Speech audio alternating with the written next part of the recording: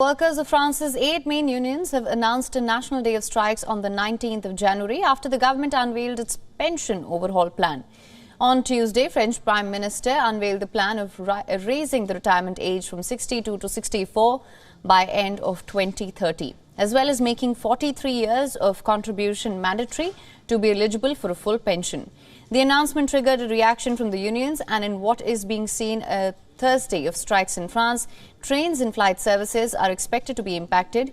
Unions have called workers to massively walk out of their jobs on Thursday and take to the streets across France. The government, meanwhile, has said that it will stand its ground and called on workers not to paralyze the country.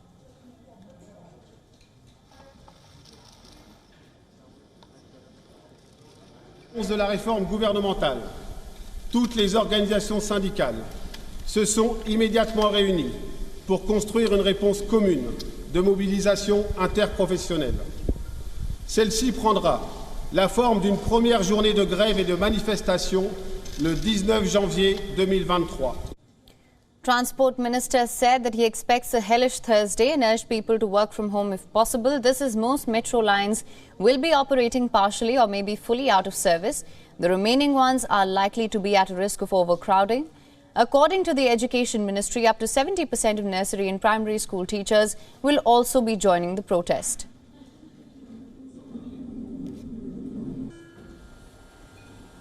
Aujourd'hui, on a une réforme importante qui touche l'ensemble des Français, qui est très injuste, qui n'est pas nécessaire. On sait que pour faire plier le gouvernement qui est très déterminé, on doit être unis, on doit avoir une mobilisation qui soit très forte et très rapide. Le meilleur moyen d'être fort, rapide et d'avoir beaucoup de monde dans les rues, c'est d'avoir les 8 organisations qui appellent sur le même mot d'ordre. Donc la réussite dépend de notre union. Notre union, on l'a faite. Maintenant, on espère que les gens vont suivre et que nous serons extrêmement nombreux dans la rue le 19. Now, France has a decades-long history of attempts to reform its pension system. It is one of the most generous and costly in Europe, and the country has seen mega protests to try and stop the government from making these changes. President Emmanuel Macron's last attempt to implement these reforms was thwarted by COVID-19 pandemic. It also prompted the longest strike on the Paris transport system in 3 decades. The French president had made this the main agenda for his re-election campaign, taking into account reports which forecast a heavy deficit on the pension system by the end of the decade.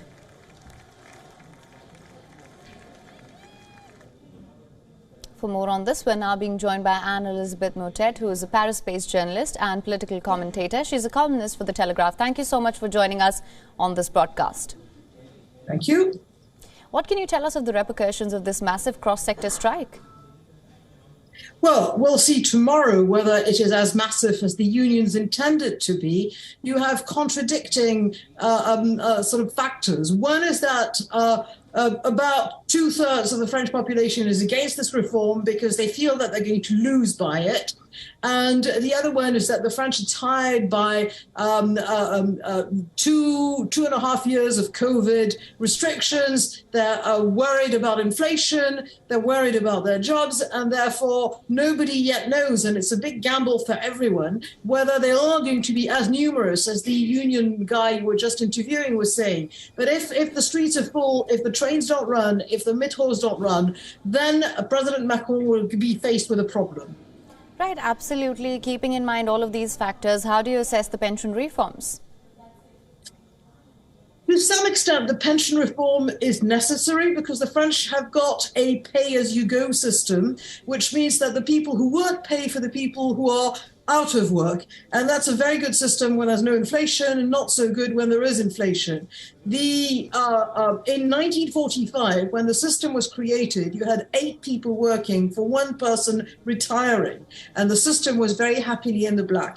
We now have fewer than 2 people working, paying for a retiree, and that's a combination of an aging population, an inverted demographic pyramid, and the fact that France has had for decades structural unemployment between 8 and 10%. And so it is unsustainable right now. So the idea that the age to retire at a time when people young, at a later age, when they are more capable of things. It's something that ought to be understood by all. But how to make this acceptable when France is still very unequal, because Emmanuel Macron has decided not to attack the great unfairness in France in the pension system, which is that about 1/3 of the country are civil servants and they get better pensions, calculated on a later date and their salaries, and they get them earlier. And that's something that's not being addressed.